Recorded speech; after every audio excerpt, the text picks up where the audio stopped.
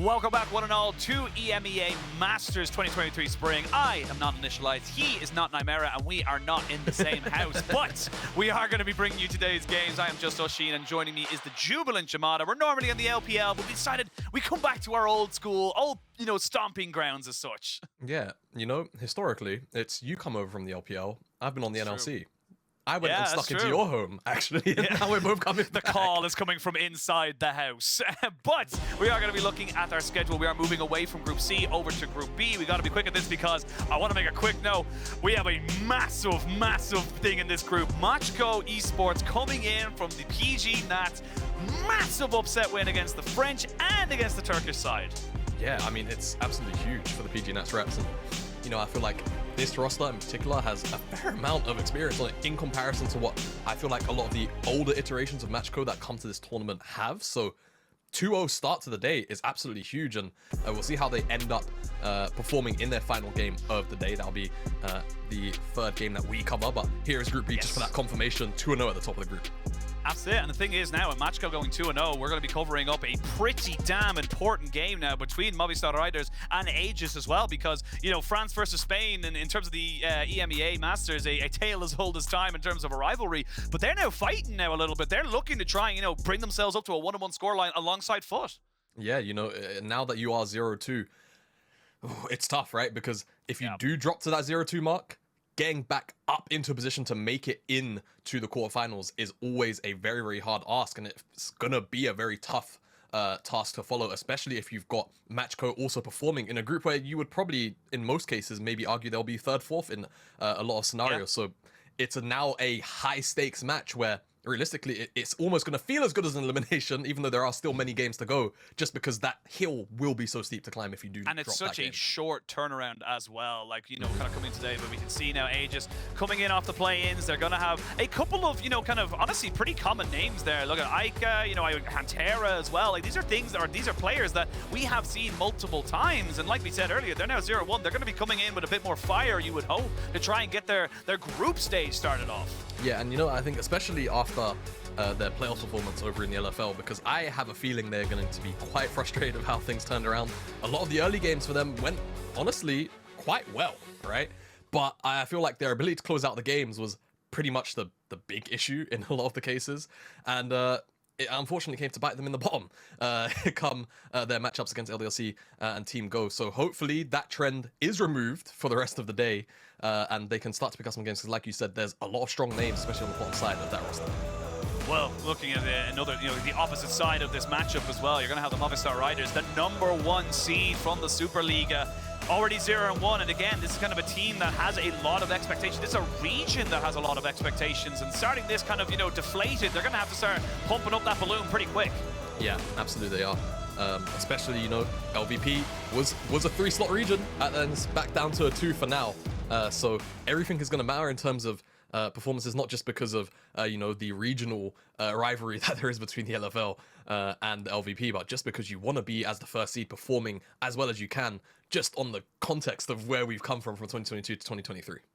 Yeah, absolutely. And again, I think that with the changes and how quickly the EMEA Masters is kind of going through, there's not a lot of time to kind of fix those mistakes. You have to be very proactive. You have to be very good at recognizing what went right, what went wrong, and how to rectify it. But, Jamada, we're going to jump straight into our thing. I do believe that the teams are not Foot versus Aegis. It's going to be Aegis on the blue with Movistar Riders on the red. We always got the name tags. That's why your tri-code's always important, guys. But, again, seeing a lot of emphasis towards this jungle. Also seeing that Zeri taken away, I'm always happy with that. I don't need any more Zeri moments. Yeah, no Zeri, no more, please. As long as the less Zeri games that I get to commentate, the better for my own personal health. Felios is also going to be taken off the board, so I wonder if we see a priority on the Jinx, or I was going to say the Xayah as well. Still, those highest priority AD carries, it feels like, on this new patch 13.6.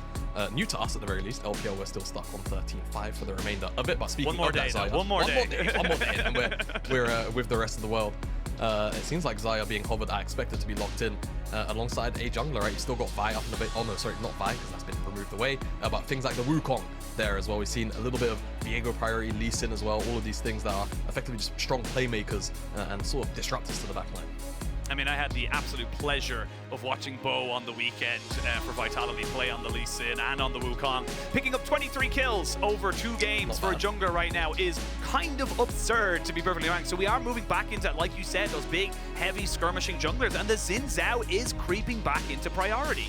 Yeah, it's not the first time we've seen it today, so we'll see how Isma gets on with that one. Very, very strong skirmishing in the early stages. There you go, the HUD is fixed for us all, as... yeah, I feel like for Aegis now, you see Xin Zhao, you want to just try and match the skirmishing power, and all of those options that we spoke about before are still available. I'm just curious about what Aegis will want to try and pair this Jinx up with in the bottom side. We saw Tahm Kench in the previous game, very, very strong. I feel like probably in the setup of having the Jarvan, you want a little bit more teamfight prowess though, and maybe that kind of leans more to just going for something a little more aggressive like the Nautilus, get that strong forward engage going, and then you always know in the team fights, Jinx, as long as you're providing some kind of wall, some kind of frontline for her, she should be okay. Absolutely, and look, you know, Cataclysm is a literal wall in a lot of senses there, and that's an even bigger wall right there. Okay. That is a fridge of a man going up into that top side. The Sion, infinitely scaling, of course, with the HP and gives you some decent follow-up engage alongside the Jarvan. You got the Thresh here. I like this pickup here from Movistar Riders as well, because it's, again, you cannot Featherstorm the Cataclysm. You cannot do anything. You're still stuck in the animation of being in that kind of setup. It's the weird kind of sometimes Z-axis we get within League of Legends, but it does mean that you can throw the Lantern in, get her out, and keep her safe. Yeah, exactly. And not only that, when you think about the early game setup, you can always flay the Jarvan out of Flag and Drag, right? So it's a lot harder, and there's a lot more mind games that have to go on when you start to look towards bottom side plays if you're Aegis, if you're Skewmond. So we'll see how that pick specifically plays out, because right now Movistar, a lot more pick and skirmish, not so much, you know, frontal team fight like what you've got with Aegis. So that does kind of lean you potentially a little bit more into thinking that Movistar are going to have to think a little more early game orientated in terms of actually trying to get the ball rolling a touch. Otherwise, you know, the team fighting power that can be Jinx and also the sound in the front to back team fights scenario is going to be very, very hard to deal with, as Movistar now banned away the Nautilus, and they also banned away the Braum just because they don't want to have to deal with Braum in that teamfight setup, and then Nautilus in lane is just kind of a counter to having the setup for the all-in. Aegis a lot more focused on just removing some of these AP top lane, not bruisers, but sort of bullies rather, inside the lane with Ken and the Gwen removals. Yeah, well, you know, I was hoping for maybe a little bit of a rumble as an answer there, but not to be. We are going to see the Cho'Gath coming in. Kind of does a lot of different things, gives you that extra, almost like an extra smite, to be perfectly honest. You're kind of dealing with a sealed spellbook in those regards, but with that Devour, but we'll see what way it kind of works out with their team. They've got decent engage, but it's very situational right now for Movistar Riders. They're kind of looking for a hook. They're looking for a rupture to catch somebody out. There's not really a lot of like long range guaranteed gonna go in, kind of make the fight happen for you. So I'm curious to see what their final pick is going to be for that mid lane. It's Aegis locked in the Tahm Kench. It's a partnership that's, you know, it's Thresh Aphelios, it's Xayah Rakan, it's Jinx and Tahm Kench. Very, very hard to ever really get on top of Shiganari if he's always going to have Hantera there with the E. So Movistar Riders, they had the opportunity to remove it away, right? But they went for 2 different support options. That was the call from them on the ban phase. So this will be the consequences of their actions if the Tahm Kench ends up being a thorn in their side later on in the game, as Eika's just going to go towards some safe scaling in the Orianna. It is just tried and true, front to back. This is like, effectively, this might as well be like a Season 6 composition. It kind of just gets to pilot itself after a little while. So Movistar, what will the answer be into that? It's going to be Lissandra, so more like pick, more skirmish, and I think more setup in general CC, which they already have, but I think just trying to overstack that to see if you can overkill a target and then try and get the thralls to be a bit of a snowballing movement in those team fights, which is what we kind of wanted to see generally from Movistar a lot more early game if you're going to index into it, when you can already see that Aegis is setting up for this front-to-back team fight. Yeah, and I love the fact that we're going to see, you know, Lissandra be able to, I hope, obviously in the game, it's how the theory goes, is that be a flanker, be someone to kind of put you on your toes and kind of say, right, you know, Shiganari is not going to be able to plant his feet and just go for whatever the hell he wants to. He's going to have to be very aware. We're going to have to see himself and Hantera work together to make sure he's getting not only DPS out, but also the safety that you can get, because there has been a couple of times where, you know, you get devoured, but it wasn't at the opportune time, then you waste that cooldown, and you're now out of position to actually kind of do anything in the fight. So we'll wait and see what they want to try and go for, but so far we can see, as you said, Aegis going very much for that front-to-back team fight, using that Jinx as their main big DPS towards that late game, and a lot more pick coming out here from Movistar Riders. Yeah, it's going to be a very telegraphed game plan, I suppose, from Aegis, where, you know, they might even not really look to contest the first 2, maybe even 3 neutral objectives. That should go over to Movistar Riders. Just on draft alone, it really does depend though, of course. You always see very opportunistic takes come through in League of Legends. No game is ever super simple, as Skewmond and Lot haven't picked up Thorntail or Gargoyle yet. But maybe they come into the items later on as we've made it onto the Rift. We'll see what they want to go for. Both these teams on 0 and 1.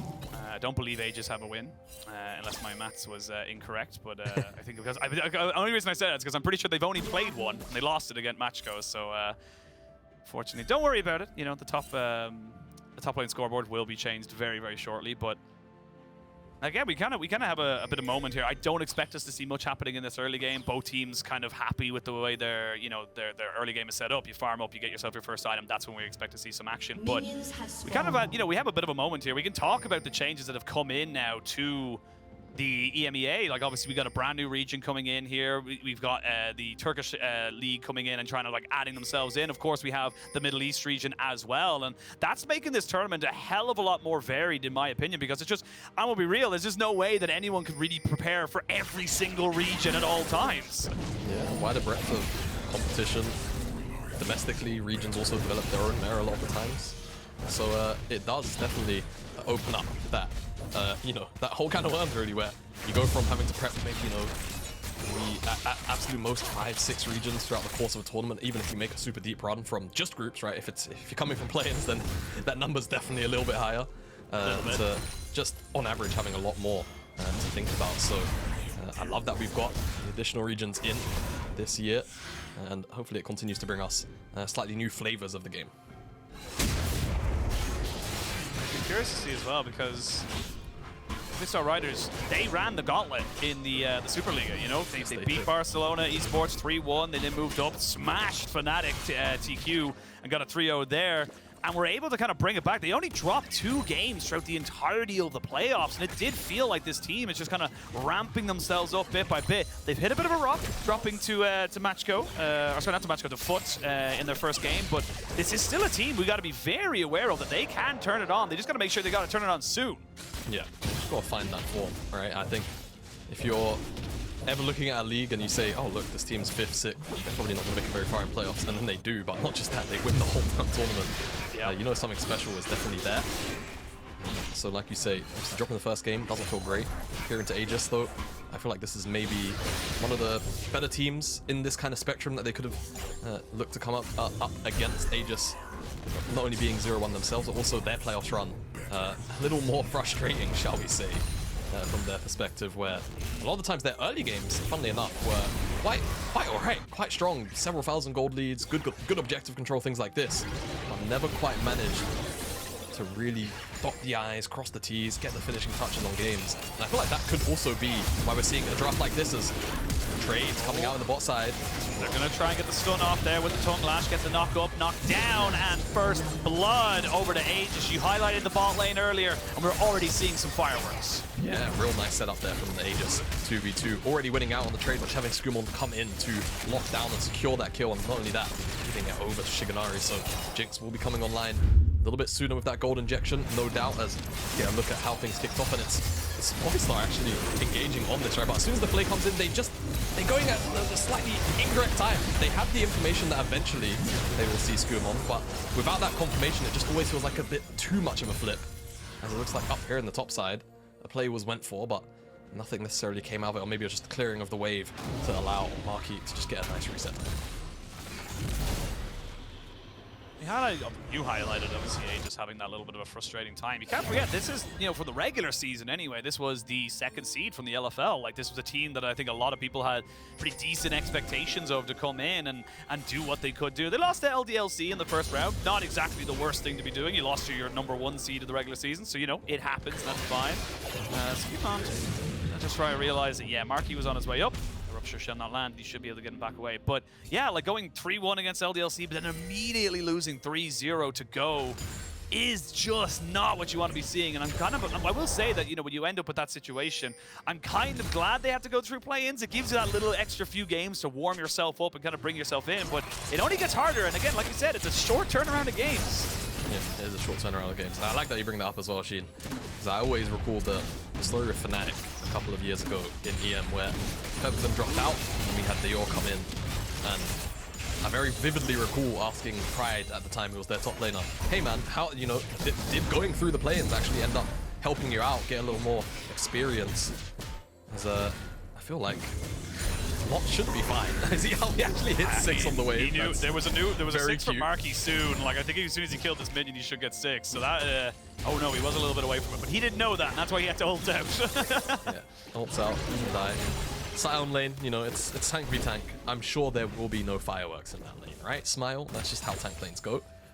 But yeah, I think for Aegis, having to play through the play-ins has probably definitely helped them out a little bit in terms of just trying to, you know, re-gauge potentially some approaches on how they want to actually play out some of their team compositions. And I mean, you know, even here, looking at this kind of draft, right? They don't necessarily care about the early game anymore. It's just complete lockdown. Yeah, they're going to try and get in on top of him, but Eika has got the flash available to him, so to trade back of a ult for a flash, definitely better for the side of Movistar Riders. Will have themselves a bit of an unfortunate time there in the trade in the bot lane, but with the Dark Passage brings him to the light. Should be no harm, no foul. Get that reset off. I will say, if he puts this out, he can put down a little bit more, but Isma's already here. The French jungler going up against the French team, and he's going to get the flash and the knock-up and the kill. There's a good hook now, and the Tahm Kench has no support, and that means he's going to be dropping down one. Boom! They timed it quickly. The ignite was good. Alvaro keeps that one to himself, and that's 2 kills over to Movistar Riders. Yeah, no tough skin. Save himself from the ignite there as he comes back out from the Abyssal Dive. A real nice play from Movistar to just collapse on that rotation coming out from the Aegis bottom side. I'm not even sure really what they're looking for. Being first move here doesn't really feel great. The information is kind of limited and they get pitched on by the one angle that definitely can come from the Movistar side, just through the blue entrance, and that comes out last second. Picks up Hantera, real nice. CC was good. Nothing that the Aegis bottom side could do about that. Once they're in that position, they just get clamped. And the thing is, obviously, the Tahm Kench is coming back because we know, we have a lot of hyper carries. It's good to have him in those regards as such. But outside of that, like the tankiness you get with him, considering we are moving towards those kind of more skirmishing heavy junglers, he has become more of a front line. It has to be perfectly honest, to kind of deal with some of this upfront damage. I feel like that's kind of the secondary, right, of Tahm Kench, just trying to be sort of a punching bag in that regard, but also you have to be careful as Tahm, right? Because at the end of the day, you are always operating as kind of that safety net for one of your high value targets on your team, so you can't really afford necessarily to get caught out because then immediately, as soon as you're gone, then Shiganari, Eika, they'll never have that same level of safety walking around the rift. As speaking of safety, a lot of safety for the Aegis side around the mid lane right now as they have slightly more numbers, tying up maybe a Herald takedown. First Dragon didn't get picked up because it was Cloud, I guess, so no one really wants it. But Herald seems to be attracting the attention of both teams. That's a 2-level difference. That's a 2-level difference, and that is a solo kill for Supa in that bot side, which means you're still in a 4v4 here in the top lane. We're going to see the Sion ultimate as a flash away by the Lissandra, immediately gets exhausted after the fact, goes into her own stasis to get some health back and some security. They're still knocking them all up. It's a great Tahm Kench knock-up to try and make this one work, but Marky's just kind of continuing forward. It will be a trade of 3 for 2, or 3 for 1, I should say, but 3 for 2 at the overall trade. Yeah, I mean, Aegis just get the better of that one there. I think the big difference maker is that Movistar Riders can't pick a target and burst them down immediately to get the thrall started up as flash over the wall. Yeah, he's not going to have it. They're going to get the knock up, the flay. It's but fleeting. It's a good hook, but it's not really going to do a lot else, and that's going to be Lot picking that up there with the help of his support. Yeah, not too bad. Aegis decided they also want Alvaro dead. Flash over the wall there. Very, very cute, but all kicks off. We was looking at that 1v1 on the bottom side, but here's Aegis that engage on this one. Doesn't really take too long for a Movistar Riders member to drop, but you can just kind of see on the Movistar perspective of this team fight, they can't find anyone really to drop immediately as a unit, whereas for the side of Aegis, they can just kind of throw their bodies at whoever they feel like. The shockwave as well, I think they didn't necessarily click onto too many members, just the one, but the fact that it's still hitting onto one of these targets, good enough. They just walk out with the play. They don't actually go towards the Herald off the back of the resets immediately. So Movistar will pick up this Dragon, in the immediate for free. I imagine in the extended, it should just be that Herald trade either way. The Dragon will be a mountain, so we'll see how teams decide to prioritize that one. As I mean, Skewmond's here. But I'm pretty sure if Marky wants to, he can stop it.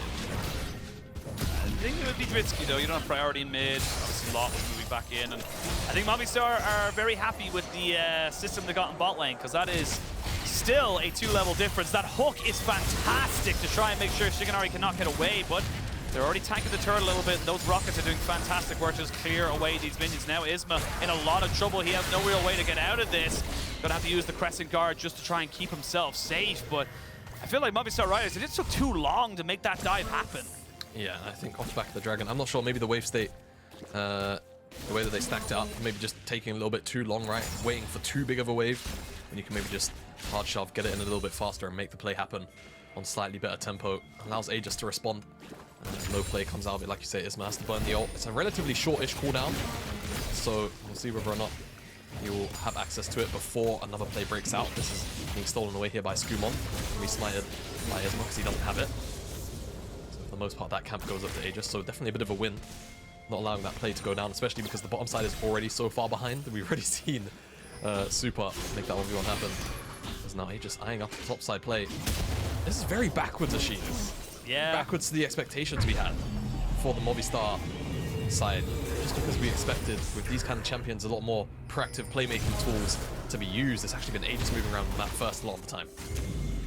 Well, he's a lot just kind of keeping everyone away. The bouncer he is. You don't have to go home, but you can't stay here. As Movistar try to move back in. I will say, Alvaro not being level 6 right now, it's not the biggest thing in the world, but it does mean that you are missing out on a key ultimate that could be maybe used to try and, stop someone from getting on top of your Xayah, stop the Jarvan from getting away, like either kind of, once he jumps in, there's so many little things there. Now we'll see Supa recognizing he might be caught out a little bit. No flash here on the Skewmond as he just goes up. He'll have an ultimate available here to Supa if he wants to go for it. Hasn't used the ultimate just yet and throws him out. One more flash and the auto is good. The Super Mega Death Rocket does make sure that the Aegis jungler is not dead in vain. And this is getting real scrappy real quick. Yeah, Skewmond just looking to try and blow Supa's ultimate and probably just disengage, but not respecting the amount of damage available to the AD carry. Level 9, by the way. He's a higher level than the jungler in this exchange. And I think really nice from Supa. He gets out so many feathers before he even actually presses his R-key. And the pullback already deals so much damage. Imagine if he'd feather stormed and then pulled back down. I think Skewmond would have just got one shot, to be honest with you. But thankfully, Shiganari does trade out with that Super Mega Death Rocket. And it isn't in vain, like you mentioned. And at least a little more gold goes back into Shiganari's back pocket because he was struggling. He needs it. He does need it indeed. He needs it pretty badly now. We're still waiting to finish off his first item, but I think he's just going to push in this wave on bot lane and then get the reset off while that's happening. 2 minutes till Dragon, 3 minutes till the Rift Herald, so plenty of time before we should really be seeing any kind of major 5v5s kind of happening out. And first items being completed across the board. You got the Gore Drinker here for Zhao, Isma on Zhao. Building up towards, actually Landry's Torment has been finished up here for, or Anguish, excuse me, showing my age, with that particular name, but right now it does look like Movistar might want to go for a fight. You did just lose your ultimate and flash off of your Xayah, and she is a fairly squishy carry to be trying to throw that kind of stuff into without those summoners. Normally I would agree with that. Oh, good death sentence. Great death sentence. Hantera does not have flash just yet. He's trying to see if he can get away from this, but he just cannot. The Frozen Thralls will come out just to try and make sure there is no re-engage, but Marky, if he can maybe do something. Lot wants to try and get this little move here. Yeah, I was going to say, Lot was in a lot of trouble there because if he takes one more turret shot, he could have been in kill range. That is the most top lane thing I think I've ever seen in my life. Almost dies for the Demolish proc, but here I think Eika. Oh, there's going to be Super Death Rocket, but it's not going to do any damage. There's going to be a flash by Eika. They're going to try and go in. Flash again by Isma. Keeps the kill secured. Skewmond underneath the tower. So low. One more Q. Flash for flash. Movistar Riders are still kind of getting control of this game. It feels like they're being more proactive. Goodness me, yeah. Finally alive a little bit. Movistar side. As that play in the mid lane, they do find Eika. Shiganari's just trying to keep Supa down here, but yeah, here's the problem. Supa, Supa. As Ghost just gets propped, runs away a little bit faster. Who needs wings when you can sprint, apparently. So Movistar don't lose their AD carry in that exchange. But Dragon's up in 10 seconds. I wonder how these guys are going to want to contest the bottom side, right? Fresskowy, Isma, ultimate's on cooldown right now. Box as well. It's a little bit closer. As I say it though, to be fair, Aegis as well, they're big team fighting ultimates. A little whiles away at this early stage as well. Cooldown's going to be relatively lengthy, so could be pretty important. I feel like for Movistar, they'll probably skirmish a little bit better without those ultimates available. So if they want to take a fight now, they probably still can. Gives Aegis a little more breathing, a little less breathing room rather, once those ultimates aren't available. And they're going to start with the dragon. Starting up the dragon here. Aegis would like to try to stop the count, but looks at Movistar right. They want the Devour for Marky so they can kind of combo it up with Isma.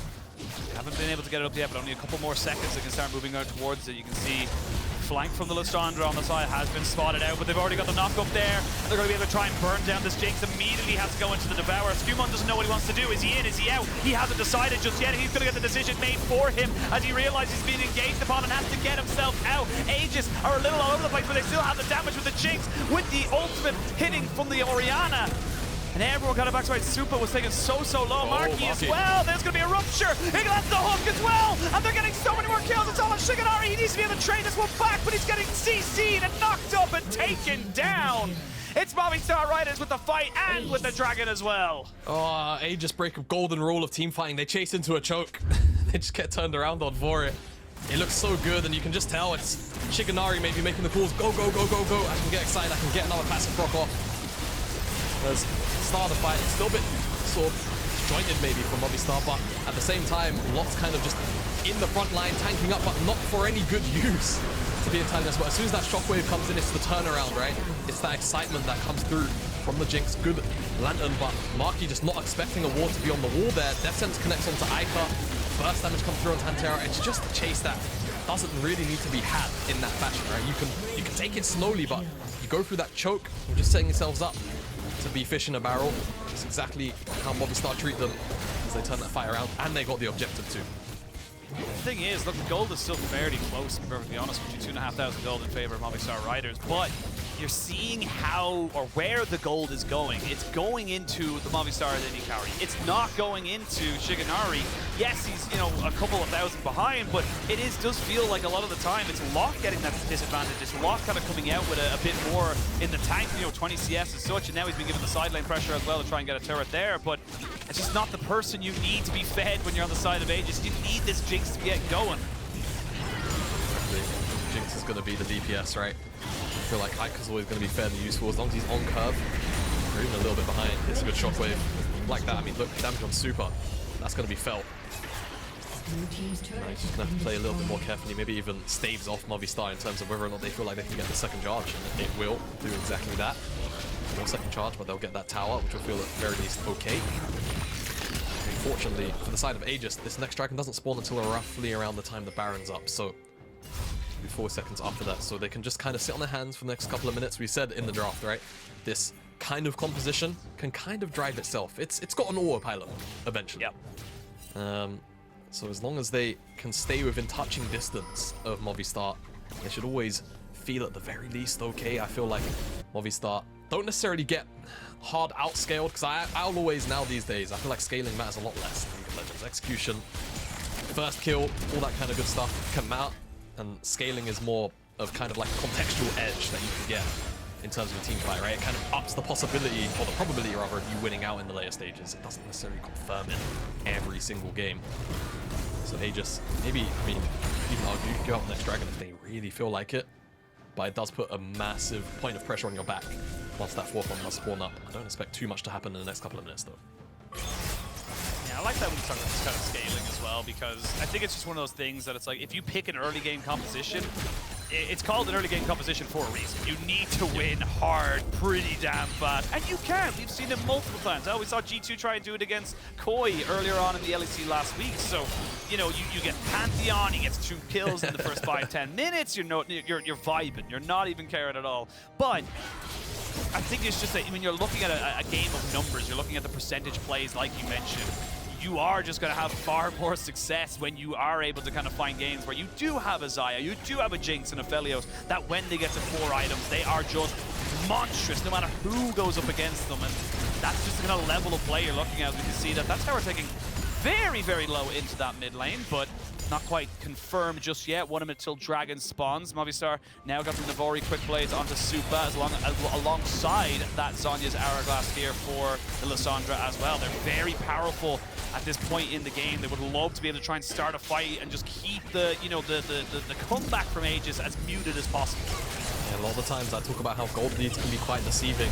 I've seen bigger gold leads than this where items are even and the gold has been spent, but for Movistar, they've got the core items in at that 2-item mark, and right now, definitely a little bit stronger than Aegis should be, but never take away from the potential of a massive shockwave to a bit of a wombo combo as they engage. Maybe come through on the bottom side, and Hantera's in a little bit of trouble. A lot of trouble. He's forced the flash. He's moving the flash with Power. It's very separated here from Aegis. They don't really know what they want to do. They're trying to defend their support, but they're using a lot to try and do it. Isma tanking up everybody to stop them from going in. The hook is huge as Shiganari has to get him cleanse and flash away. Great, another hook. Alvaro is just making this one work for his team. And yes, nobody has died just yet. I say that flash from Supa takes out the tank in lot. Only one person died, but you've used everything, and now another hook! Alvaro is sending the death sentences by the books right now. He's signing them all. Fishing expert Alvaro. 4, 5 hooks, I think, back to back to back. Excellent stuff. He might have just netted his team a Baron as well off the back of this. Skewmond's alive, but I just don't think it's going to matter.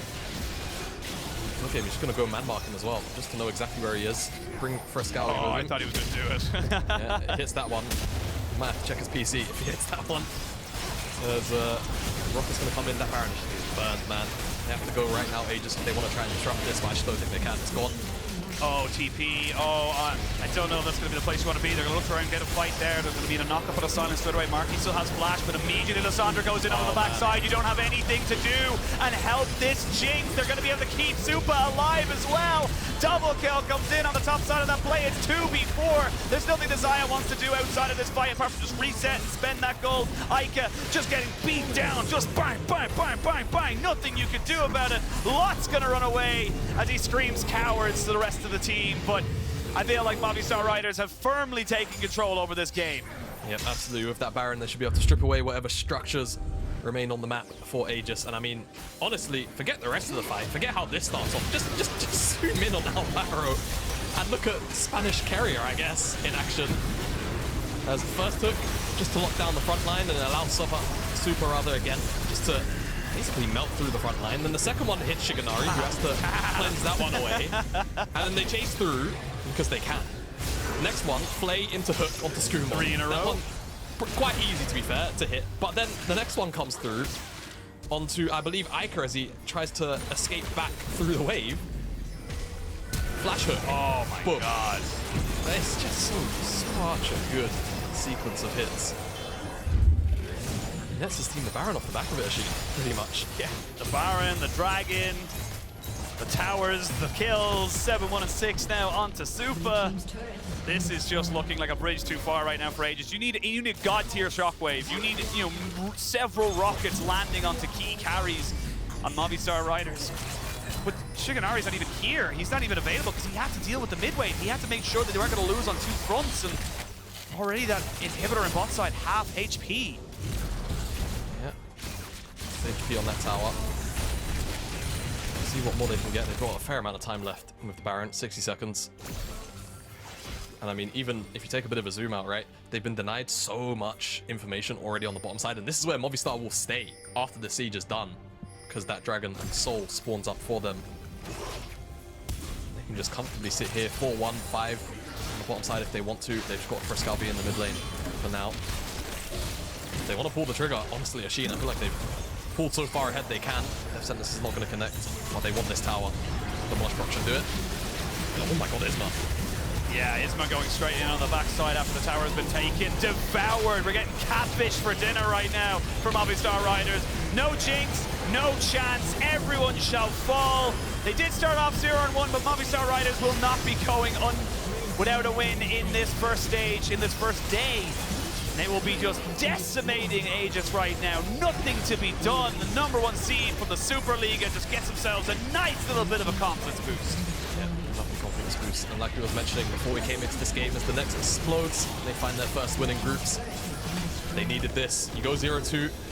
It's never necessarily over, but in a 6-game, 2-round robin format like this, it feels like such an uphill battle. So to secure this now keeps them well within the race, and for Aegis now, that's the conversation that we have to start having, right? They've got to do a little bit of that soul searching, but that game looked excellent from the perspective of Movistar. Strong skirmishing across the board, and they used it. They recognized that Aegis, you know, if they get past 25-minute mark, maybe closer to 30 just because of how far behind they were, then yes, that competition will come online. Jinx will be a threat. Shockwave's always going to be a worry. The front line is very beefy, and you've got to worry about all of the safety net tools, but if you just end the game like that, there's no real big issue. And I felt like, to me, Movistar understood the assignment, right? The conditions not only of Aegis, but their own composition, and played to it excellently. Yeah, I completely agree. I think that Aegis kind of didn't really know what to do. It felt like they got a bit overwhelmed with the amount of skirmishing that was happening. And then, as we said, there was just so many times around the fights, even during Dragon and around the Rift Herald, where they didn't really know what they wanted to do. They were going in, half going out, and it does feel like sometimes, especially at this level of play, you have to fully commit to these fights. You have to be able to go on one call, regardless of whether you think it's the best call or not. Yeah, absolutely. You know, that's one of the golden rules of when you're building up a team, when they first start getting together and they're trying to glue themselves together, is even if the call might sound bad, just send it. As long as all of you are on the same page, you can at least remove that as an issue to fix things. So it was very nice to see them on that same page. Yeah, well, I do believe we have our interview ready, I believe. We're going to have the mid laner of Movistar Riders finally getting your first win. Obviously, my first question's got to be, you know, were you expecting to be 1-1 after your first game with Matchgo today? Did it change any plans for you guys? I mean, honestly, we didn't expect to lose the first game, but I mean, as some people might know, we are not the best team in best of ones, honestly. We like to perform really well in best of fives. I don't know what is happening in best. I mean, in best of fives we perform really well, but in best of ones, yeah, it's a tragedy, honestly. So yeah, we didn't expect to lose, but this game we stepped up a little bit, so I'm happy. Yeah, you know, actually, I like that you mentioned then, for the sake of yourselves, you feel like the best of ones aren't necessarily the strongest. What kind of things have you maybe gone through to try and shore that up? Because EMEA, especially in this format where you're playing 3 games a day, it can be quite rough in that sense. So what are things that maybe you've tried to cover for yourself so that you can make sure that you get to your strong point, which is, you know, the best of series? I mean, honestly, this game we don't have a mentality a little bit, because I feel like the first game we were not as decisive or not as aggressive we usually are. And I think this game, it showed a little bit more, like we're more coordinated and we're just going in like a monkey sometimes, honestly, in some fights. So yeah, I think that's the biggest difference. And obviously, one last question now before we kind of go. You obviously have another match to get yourselves prepared for, but it does feel like, you know, kind of coming into today, there's a lot up in the air, and I feel like right now for you guys, there's still a lot of pressure for the Superliga. Do you guys feel that pressure now as the #1 seed, or are you kind of just taking it each game at a time? I mean, yeah, obviously, if you win, there is more pressure on you, right? Because people are looking more onto you as well, because you are champion, right? So they expect you to play better or like really good. So yeah, I mean, we can feel the pressure, but I don't think it matters on us. Like, I think we are really confident in ourselves. I think we can win the title so easy if we play as we know. We just need to survive the best of ones, as I said before, and in best of fives, I'm sure, guys, like, we'll show up way better. I'm excited to see you there. Thank you so much for joining us, and of course, good luck in your last game today. We'll see you later on in the broadcast, but thank you. Yeah, I mean, honestly, I think it just feels like right now we are kind of coming into a much stronger kind of setup now with all these different teams, and I really am excited to see kind of where Movistar can take themselves. Also, I don't know why you're still here. I don't know what you're doing. It's fine. He can stay with us. Bye-bye. We're not saying that we don't want you here, but thank you for the interview. I said goodbye. It's you know when you say goodbye to someone, you're like, all right, see you later, and then they start walking the same direction. You're just like, God damn, why are we walking the same direction? It's awkward now. But yeah, I mean, it is exciting to see kind of, you know, teams step up and also, you know, expectations be rerouted. Yeah, definitely, right. It's nice to hear from Fresskowy on a little bit of that sort of self-reflection, in the sense of, you know, our best of ones haven't been the best, and for us, it is about making it to the best of series. That's where we come online, and I mean, it's pretty evident. You just have to quite literally look at the playoffs versus their regular season, and that is a very safe assessment to make. So I think you could still definitely see in this best of one here, where, you know, they looked a little bit shaky at times. Some of their decisions weren't always on point, but once they got the ball rolling, they felt a lot more confident, and I feel like that for them, for the remainder of this group stage, is probably going to be key, right? Just finding that confidence to make sure they're always making the calls together and ensuring that they are just always on the front foot for themselves. Absolutely, and look, you know, the big thing for Movistar, and I think this is going to give, in a weird way, I actually think it's going to give the PG Nats fans, the Italian fans, a lot of hope later, is that, as you said, they don't really like the best of ones. They're not really feeling it as awesome. You know, they like to download their opponent and get better as the, you know, kind of make the adjustments as the games go on. So Matchco might find themselves in a little bit of a good position there to be able to take away a sneaky win later on today if they do feel like they, you know, get the right positions or the right composition at the right time. Yeah, definitely. We'll see how things lay out. I feel, you know, I'm also coming from the LPL with you. We're going to be learning a lot more about the drafts and the picks and the compositions, as you know, we're seeing a lot more things like Jinx priority, AD carries swapping up a little bit. Zeri still seems to be here. It's like an annoying fly on the wall. Can't quite get rid of. Yeah, we'll you just like go, leave the window. The window's there, and they're like, what? Where's it going? I don't know. Yeah, I mean, it's obviously a very quick turnaround. It's a very short tournament in the grand scheme of things. Like, we play groups literally finishing up in 4 days. We had play-ins a couple of days ago. We got quarterfinals starting next Monday. So this is kind of a moment or two where it's kind of like, it feels like momentum can feel like a big thing coming in for a lot of these teams. And unfortunately for Aegis, it's not feeling that good for them right now. 0-2. They still have FUT to play later on. Actually, they've got FUT to play in our next game that we're going to bring up this. And this is when we start to have real big questions about this LFL representative, because it's just right now, it's just, you know, there's not really a lot to kind of say positively about them. Yeah, no, unfortunately not. And it's always hard, right, when you're a team, especially from a region as prestigious as the LFL, and you're struggling. Things like the pressure of, you know, bearing that burden can definitely weigh in a little bit, but I'm sure for the players that's not necessarily what's on their mind. As we'll see what the recollection answer is as they go up against FUT in the not too distant future. PGB, as yeah, it was, you know, a little back and forth for the first 15-20ish minutes, but once Movistar really, you know, took the reins on this game, and I think crucially the core items just finally came in for Supa and for Fresskowy, they were just able to just roll over the game super easily. Everybody in that game dealt, you know, roughly the same damage of Supa, just pulling a little bit more weight than the rest of his team. Yeah, absolutely. And a great win for Movistar Riders. Aegis, though, will have to figure out what they're going to be doing, because they have got their final game of the day coming up next. We're going to send it to a quick break, and when we return, we got picks and bans.